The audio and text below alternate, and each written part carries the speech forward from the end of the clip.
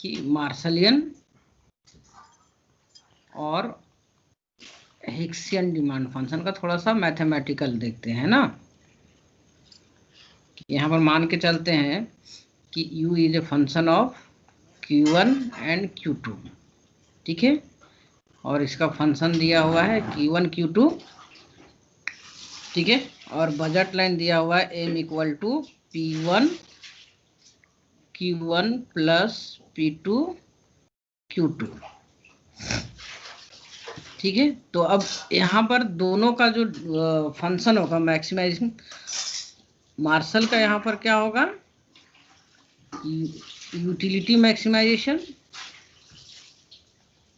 Maximisation और Hicks का होगा एक्सपेंडिचर मिनिमाइजेशन।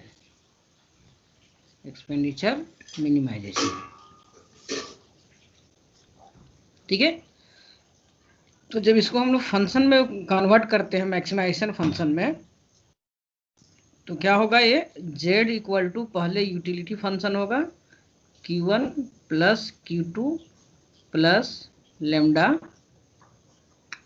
और p1 q1 plus p2 q2 minus m।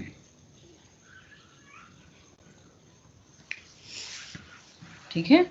और वहीं पे अगर हम हिक्सियन का करेंगे तो ये दोनों को फंक्शन में थोड़ा सा अंतर होता है कि अगर एक्सपेंडिचर मिनिमाइजेशन कर रहे हैं तो पहले हमारा एक्सपेंडिचर आएगा p1 q1 plus p2 q2 plus lambda और u माइनस q1 q2, ठीक है।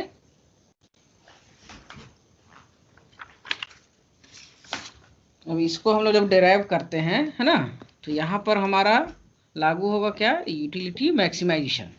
तो जैसे कि हम लोग डेरिवेटिव करते हैं, दोनों में फर्स्ट ऑर्डर डेरिवेटिव हमारा एक ही होता है,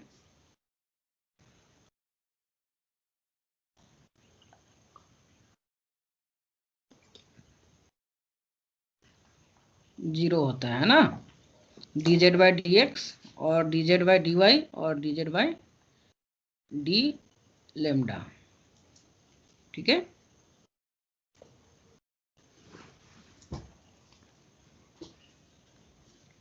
और इसका भी सेम होगा। तो जब इसको हम सॉल्यूशन करेंगे तो यहाँ पर q1 इक्वल टू क्या आ जाएगा, m बाई 2p1, ठीक है, और q2 इक्वल टू क्या आएगा, m बाई 2p2। और जबकि जब इसको हम लोग सॉल्व करेंगे तो q1 इक्वल टू क्या आएगा, under root u0 u p2 बटा p1 और q2 इक्वल टू क्या आएगा, अंडर रूट u p2 बटा p1, ठीक है। तो ये डिमांड फंक्शन हो गया। तो यहाँ पर q1 is a function of क्या हो गया, मनी एंड इट्स प्राइस, ठीक है।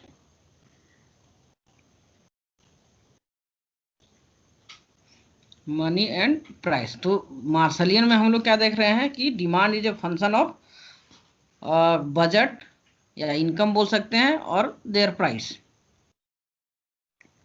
ठीक है। तो यहाँ पर Q2 को भी अगर हम लोग देखते हैं तो ये भी हमारा क्या है, फंक्शन ऑफ P2 M, ठीक है। और जब हम लोग यहाँ पर इस हिक्सियन को अगर हम लोग देखते हैं तो यहाँ पर क्या है कि इसका जो क्वांटिटी डिमांड है वो डिपेंड करता है किस पर, P1, P2 और कांस्टेंट यूटिलिटी। ठीक है, तो यहाँ पर हम लोग का अंतर समझ में आ गया। मार्शलियन डिमांड फंक्शन जो है वो कमोडिटी के प्राइस और इनकम पे डिपेंड करता है, जबकि हिक्सियन डिमांड फंक्शन जो है वो प्राइस ऑफ सब्स्टिट्यूट गुड्स और प्राइस ऑफ खुद का प्राइस पे डिपेंड करता है और कांस्टेंट यूटिलिटी पे करता है। ठीक है, तो अगर ये वैल्यू को यूटिलिटी फंक्शन में अगर हम पुट कर देते हैं u equal to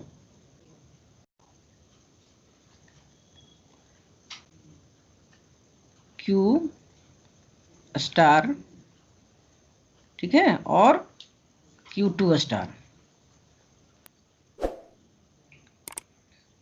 Q2 star, तो ये हमारा हो जाता है इनडायरेक्ट फंक्शन। ठीक है, या इनडायरेक्ट यूटिलिटी। अगर हम हिक्सियन का लिखेंगे तो यहाँ पर U आ जाएगा, और अगर हम मार्शलिन को लिखेंगे तो M आ जाएगा, है ना। तो इसी को हम लोग कहते हैं इनडायरेक्ट यूटिलिटी फंक्शन। ठीक है, नेक्स्ट हम लोग चलते हैं एप्लीकेशन ऑफ इंडिफरेंस कर, है ना।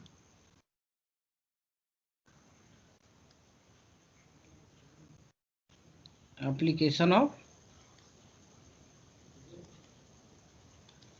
आईसी कर्व कि इंडिफरेंस कर्व का एप्लीकेशन क्या है। ठीक है, तो सबसे पहला हम लोग गवर्नमेंट पॉलिसी के लिए यूज होता है ना, कि कहाँ पर हमको सब्सिडी देना है। अगर रियल इनकम बढ़ रहा है तो वहाँ पर हमको टैक्स लगाना है और सब्सिडी देना है। ठीक है, दूसरा जो इसका यूज है वो हमारा एक्सचेंज में है ना, थ्योरी ऑफ एक्सचेंज में, थ्योरी ऑफ एक्सचेंज। जैसे कि अगर एजवर्थ बॉक्स डायग्राम में अगर हम लोग देखते हैं तो ये कंडीशन आता है इस तरह सा, है ना, इफिशिएंसी ऑफ एक्सचेंज, कि दो कंज्यूमर है, दो गुड्स है, तो उसको हम लोग कैसे बांटेंगे, है ना। तो इसी कंडीशन को यहाँ पर हम लोग कैसे दिखाते हैं, MRS X4Y कंज्यूमर ए के लिए दोनों को बराबर होना चाहिए, और MRS X4Y कंज्यूमर बी के लिए। ठीक है, और तीसरा जो इसका सबसे इम्पोर्टेंट जो होता है वो measurement of standard of living, measurement of standard of living, standard of living, है ना।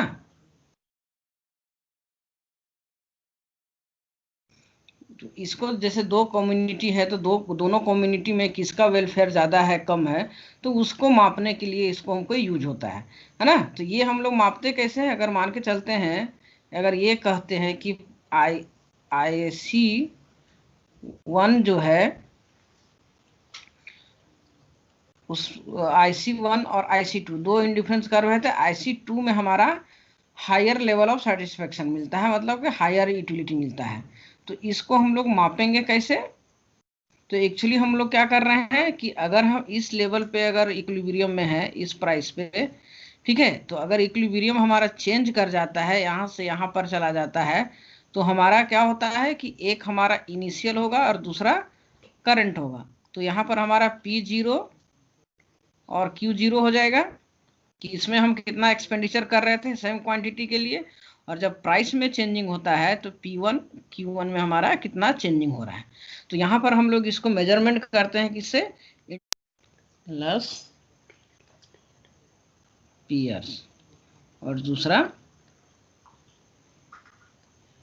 पास्कल।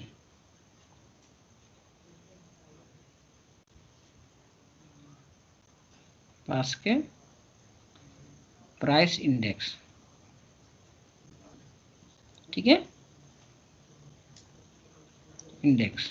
तो इस तरह से हम लोग इसका कंज्यूमर वेलफेयर को भी मेजरमेंट करने के लिए इसका यूज करते हैं। इस तरह से बहुत सारा फूड स्टफ, सब्सिडीज, टैक्सेशन, है ना, कहाँ पर लगाना चाहिए नहीं लगाना चाहिए, दो कमोडिटी है और दो कंज्यूमर है, तो उन दोनों के बीच हम एक्सचेंज मतलब कि डिस्ट्रीब्यूशन कैसे करें, तो इसके लिए यहाँ पर यूज होता है।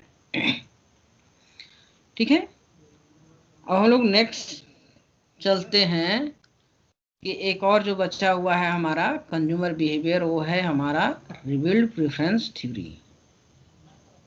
Revealed preference theory, preference theory. ठीक है, देखिए यहाँ पर आपको कुछ मार्शल का कॉन्सेप्ट, मार्शल क्या बोल रहा था और हिग्स क्या बोल रहा था, उसके बाद सैमुअल्सन, है ना। रिवील्ड प्रेफरेंस थ्योरी कौन दिया? सैमुअल्सन। ठीक है, तो ये दोनों थ्योरी जो है, इसको हम लोग कहते हैं ये थ्योरिटिकल है, इसको हम लोग डेटा से ऑब्जर्व नहीं कर सकते हैं, जबकि सैमुअल्सन जो है वो एम्पिरिकल स्टडी करते हैं, जिसको हम लोग डेटा द्वारा प्रूव किया जा सकता है ना। रिवील्ड कहने का मतलब होता है कि स्ट्रॉन्ग ऑर्डर, कि अगर हम एक को रिजेक्ट कर दिए और ए के जगह पर बी को हम एक्सेप्ट किए या उसको प्रीफर दिए हैं, तो हम फिर वापस ए के पास नहीं जाएंगे। ठीक है, तो मार्शल में भी हाइपोथेटिकल अजम्पशन लिया गया है, और हिग्स के भी हाइपोथेटिकल अजम्पशन, इंडिफरेंस कर, और इसमें यूटिलिटी, डिमिनिशिंग यूटिलिटी। ठीक है, तो इसका इम्प्रूवमेंट क्या है? सैमुअल्सन का रिवील्ड प्रेफरेंस थ्योरी बोलता है कि कंज्यूमर इतना कंफ्यूजन नहीं होता है कि हम, जैसे इंडिफरेंस कर में हम लोग देख रहे थे कि 3 कॉम्बिनेशन है, तो कंज्यूमर कंफ्यूजन में है कि किसको ले किसको नहीं ले। लेकिन सैमुअल्सन कहते हैं कि ऐसा नहीं होता है कि कंज्यूमर इतना कंफ्यूज होता है, उसको जो पसंद आता है वो लेता है, जिसको नहीं पसंद आता है तो फिर दोबारा उसको पसंद नहीं करता है। जैसे कि अगर कोई आप दुकान में जाते हैं, दुकान में अगर जो कपड़ा आपको पसंद नहीं आया तो उसको दोबारा नहीं मिलने पर नहीं लेते हैं, है ना। हम नया और उससे बेटर खोजते हैं। तो इसको एक्सप्लेन करने के पहले हम लोग देख लेते हैं कि इनका एजम्पशन क्या है। ठीक है, तो एजम्पशन में पहला एजम्पशन जो है वो हमारा रैशनैलिटी का है, जो सब कोई लेते हैं कि कंज्यूमर इज ए रैशनल। दूसरा है कंसिस्टेंसी एंड ट्रांजिटिविटी, जो पहले बता चुके हैं। ठीक है, और नेक्स्ट जो है वो है revealed exome, revealed preference exome, जो अभी बताएंगे। तो बेसिकली बोलते हैं कि बिना मार्जिनल यूटिलिटी का हम डिमांड कर को डेराइव कर सकते हैं, और बिना diminishing marginal rate of substitution को एज्यूम किए हम इंडिफरेंस कर भी डेराइव कर सकते हैं, है ना। तो उन्होंने कंज्यूमर इक्विलिब्रियम और रिवील्ड प्रेफरेंस थ्योरी को प्रूव करने के लिए उन्होंने बताया कि कंज्यूमर जो है वो हमारा क्या होता है, वीक ऑर्डिनल नहीं होता है, बल्कि स्ट्रॉन्ग ऑर्डिनल होता है, स्ट्रॉन्ग। ठीक है, जैसे कि केन्स का वीक ऑर्डरिंग है, लेकिन सैमुअल्सन का स्ट्रॉन्ग ऑर्डरिंग कॉन्सेप्ट पे आधारित है, कि जो एक बार चूज कर लिए तो वो चूज कर लिए, है ना। अगर ए से अगर बी बेटर है तो बी बेटर ही होगा, है ना।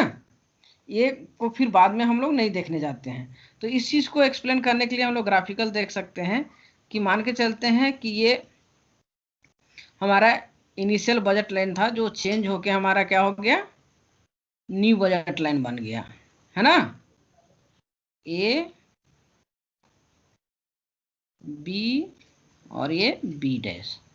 तो यहाँ पर एक्स वस्तु का क्या हुआ, प्राइस में कमी आ गया, तो हमारा बजट लाइन राइट की ओर शिफ्ट कर गया।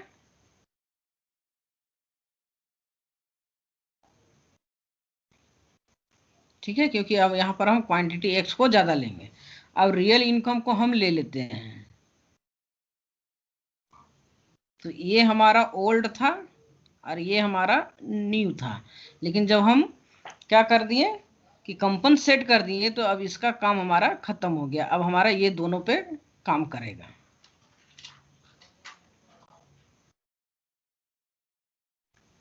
ठीक है, तो इसको हम लोग दूसरा ग्राफ से देखते हैं कि अब हमारे पास जो बजट लाइन है वो कौन सा है, ये जो ओल्ड वाला है और ये तो न्यू वाला है। तो कंज्यूमर हमेशा बेटर ऑफ कब होगा, जब नया कॉम्बिनेशन को अचीव करेगा। तो ये तो हमारा ओल्ड बजट लाइन है और ये हमारा न्यू है। तो कंज्यूमर इस एरिया में नहीं आ सकता है क्योंकि ये हमारा बजट लाइन के अंदर हो जाता है ना। कि एक रैशनल कंज्यूमर हम कब कहेंगे, जब वो जितना बजट है 100 रुपया है तो 100 रुपया का भी वो पूरा पूरी खर्च करे। तो अगर इस पॉइंट पर होता है तो इसका मतलब क्या है कि इनकम ज़्यादा है लेकिन एक्सपेंडिचर जो कर रहा था वो कम है। अगर इस एरिया में ऊपर करता है तो उसका उल्टा हो जाता है कि एक्सपेंडिचर ज़्यादा कर रहा है और उसके पास इनकम कम है। तो कंज्यूमर ये दोनों स्थिति रैशनल कंज्यूमर को नहीं माना जाता है कि ये दोनों स्थिति नहीं अचीव करेगा, बल्कि वो इक्वल में रहेगा कि जितना बजट है उसी को ऑप्टिमली या फिर इफिशिएंटली एक्सपेंडिचर करेगा।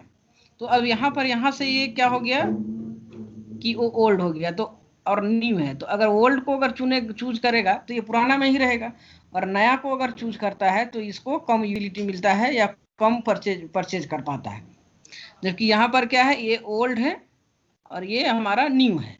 तो कंज्यूमर हमेशा किसको प्रीफर करेगा, इस एरिया को, है ना। तो यहाँ पर हमको बिना कोई एजम्पशन का हमारा ये सब डेराइव हो गया कि डिमांड कर्व डाउनवर्ड स्लोपिंग होता है। अब उसी तरह से हम दूसरा देखते हैं कि इंडिफरेंस कर्व या कंज्यूमर इक्विलिब्रियम कैसे होता है। ठीक है, तो इस केस में क्या होगा कि यहाँ पर तो कंज्यूमर जा नहीं सकता है इस एरिया, तो ये रिजेक्शन एरिया हो गया, और ये हो गया इस एरिया में कंज्यूमर जो है कोई भी कॉम्बिनेशन को चूज कर सकता है। लेकिन यहाँ पे प्रॉब्लम क्या होता है कि अगर एक को क्वांटिटी को बढ़ाएगा तो दूसरा को इसको घटाना पड़ेगा। तो मैक्सिमम सेटिस्फेक्शन के लिए आपको दोनों चाहिए। ऐसा नहीं है कि आपको चावल देंगे तो दाल कम देंगे और दाल कम देंगे तो चावल ज़्यादा देंगे, तो ऐसा तो नहीं होता है, हमको प्रोपोर्शनेटली चाहिए। तो इस केस में क्या करता है कि कंज्यूमर यहाँ पर भी नहीं होगा, तो कहाँ पर रहेगा, ई पॉइंट पे रहेगा। ठीक है, तो अब कंज्यूमर जो है वो हमेशा किस ओर प्रेफर करेगा, ये, तो ये हमारा रिजेक्शन जोन ये भी बन जाता है, और ये एरिया जो है वो हमारा एक्सेप्टेंस जोन बन जाता है, जोन बन जाता है। ठीक है, और इस केस में हम लोग जब दोनों का बीच का एवरेज अगर हम निकालेंगे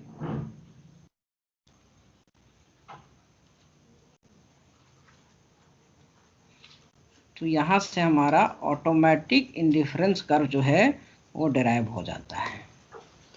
ठीक है, तो अब कंज्यूमर ना तो इधर की ओर जाएगा और ना ही इधर जाएगा, तो ये स्टिल यहाँ पर क्या होगा, स्ट्रॉन्ग ऑर्डर हो गया कि ना तो अब ये कॉम्बिनेशन अगर इधर ए है और इधर बी है और इधर सी है, तो ये ना तो ए बी सी ना तो इसको लेगा और ना तो इसको लेगा, क्योंकि ऑलरेडी पहले ये क्या कर चुका है, रिजेक्ट कर चुका है। तो ये इसको अगर पसंद किया है, प्रेफरेंस दे रहा है, तो अब इसी को खरीदेगा। तो यही हमारा कहलाता है स्ट्रॉन्ग ऑर्डरनरी। ठीक है, तो ये था आपका सैमुअल्सन। नेक्स्ट डिस्कस करेंगे हम लोग कंज्यूमर सरप्लस। कंज्यूमर सरप्लस, ठीक है, और इसमें आगे देखेंगे कि मार्शलियन कॉन्सेप्ट ऑफ कंज्यूमर सरप्लस और हिक्सियन, ये दोनों का हम लोग यहाँ पर कंपैरिजन करेंगे। तो सबसे पहला हम लोग देख लेते हैं कि कॉन्सेप्ट ऑफ कंज्यूमर सरप्लस। ठीक है, तो कंज्यूमर सरप्लस का कॉन्सेप्ट क्या है या फिर इसकी डिफिनेशन क्या है कि जितना कंज्यूमर है ना, कंज्यूमर जितना पेमेंट करना चाहता है या किसी भी वस्तु के लिए जो पे करना चाहता है ना, विलिंगनेस टू पे, और वास्तव में जितना पेमेंट करना पड़ता है। ठीक है, actual payment made by consumer. ठीक है, तो ये दोनों का डिफरेंस को हम लोग क्या कहते हैं, कंज्यूमर सरप्लस कहते हैं। ठीक है, तो यहाँ पर क्या है कि कंज्यूमर सरप्लस किसको कहते हैं कि जितना कंज्यूमर देना चाहता है और वास्तव में मार्केट में वो उसे जितना में लेता है, तो यही दोनों के बीच का जो डिफरेंस होता है उसको हम लोग कंज्यूमर सरप्लस कहते हैं। ठीक है, तो इसका ओरिजिनल कॉन्सेप्ट जो दिया था है ना, जो इसको डेवलप किया था, या फिर जो इनिशियली जो कॉन्सेप्ट दिया था उसका नाम क्या था? ड्यूपीट, DUPIT। ठीक है, जो इन्होंने इसको रिकॉग्नाइज किया था कंज्यूमर सरप्लस के कॉन्सेप्ट को 1844 में। ठीक है, 1844 में। और इसको फिर बाद में पॉपुलराइज कौन किया था? Popularised by Marshall. ठीक है, अब मार्शल के अनुसार इसको एक्सप्लेन कैसे करते हैं? Explanation of consumer surplus.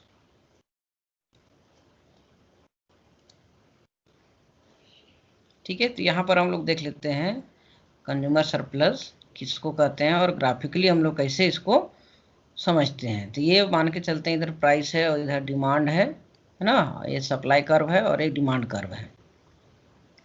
तो इस केस में क्या होगा कि कंज्यूमर इस डिमांड कर्व पे कहीं पर भी देना चाहता है, ठीक है, कि यहाँ पर देना चाहता है, यहाँ पर देना चाहता है, लेकिन वास्तव में उसको मार्केट में किस प्राइस पे मिलता है? P बार पे मिलता है, और P बार पे वो X बार क्वांटिटी लेता है ना। तो इस केस में यहाँ पर ये ऊपर का एरिया जो है वो कंज्यूमर सरप्लस हो जाता है और नीचे का एरिया जो होता है वो प्रोड्यूसर सरप्लस हो जाता है। ठीक है, तो कंज्यूमर सरप्लस में क्या हो जाएगा?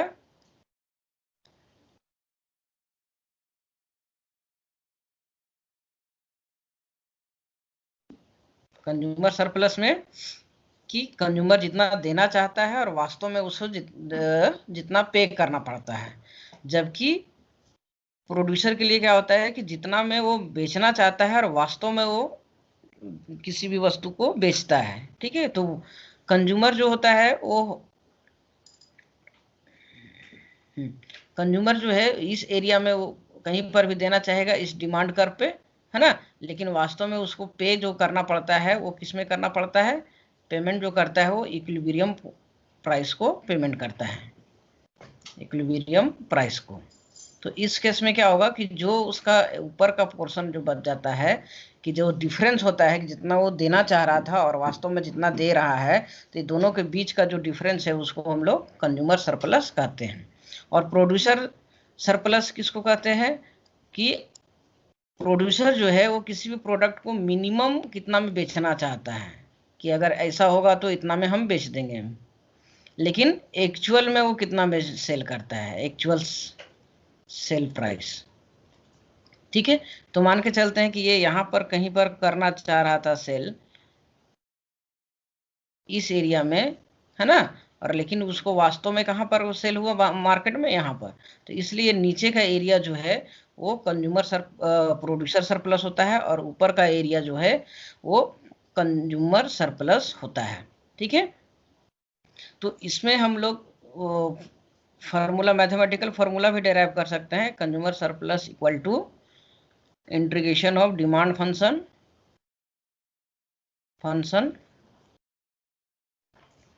x0 to x1 minus dx minus P0 and x0।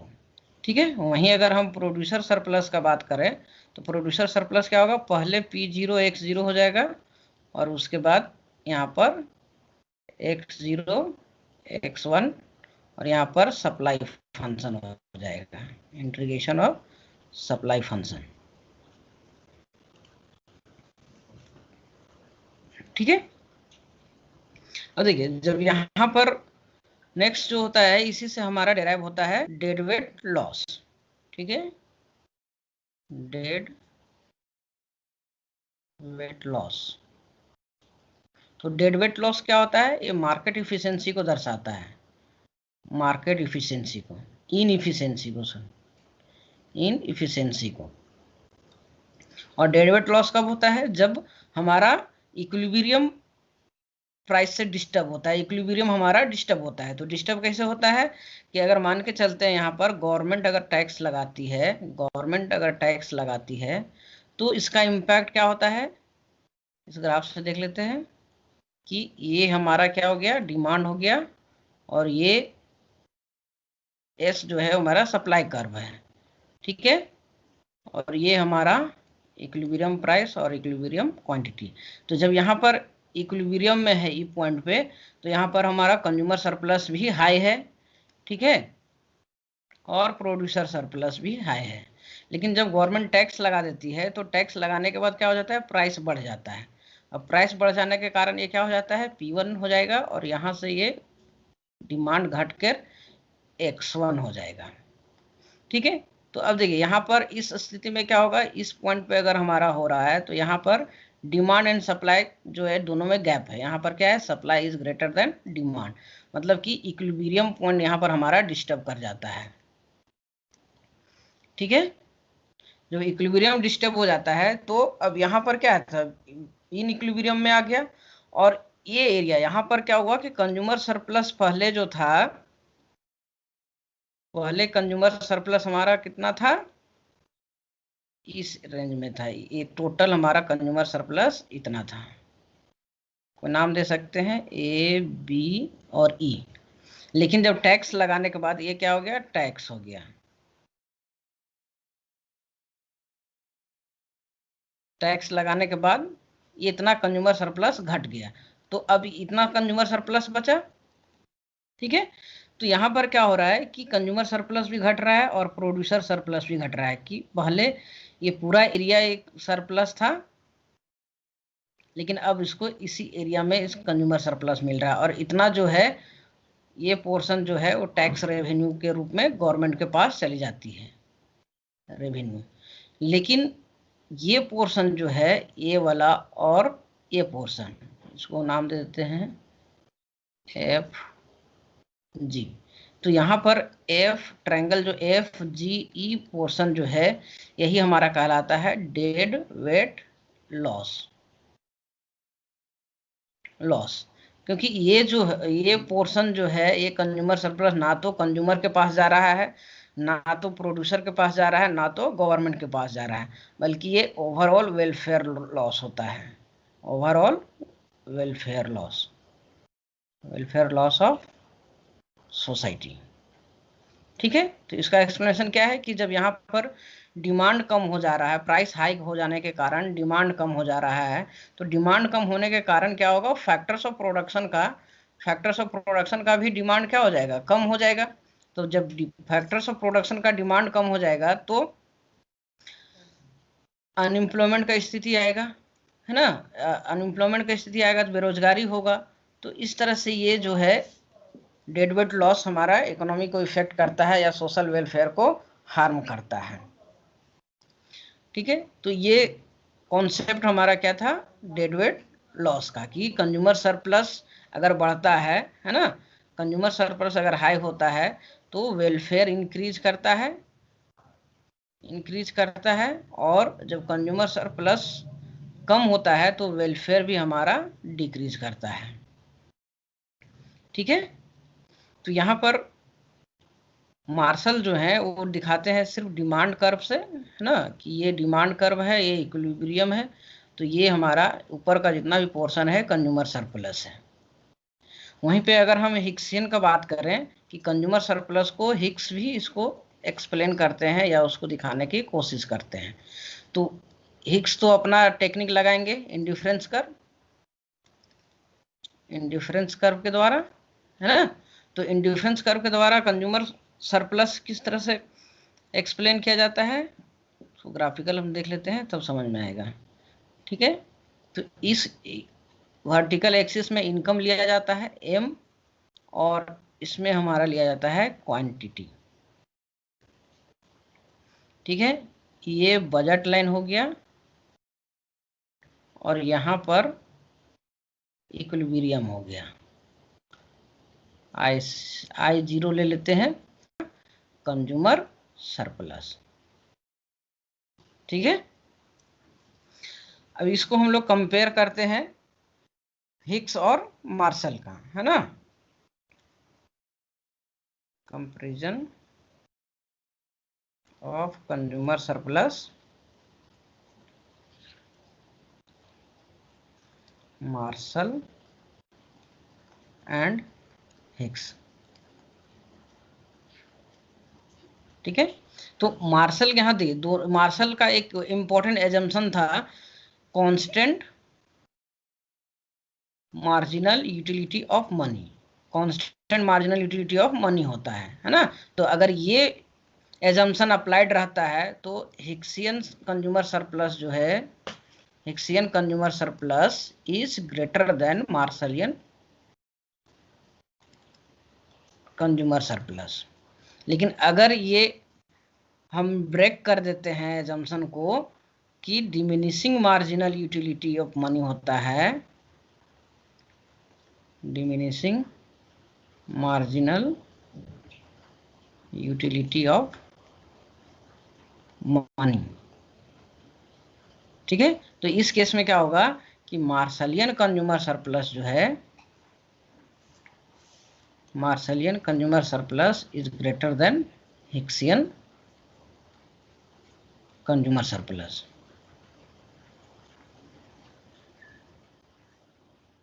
ठीक है।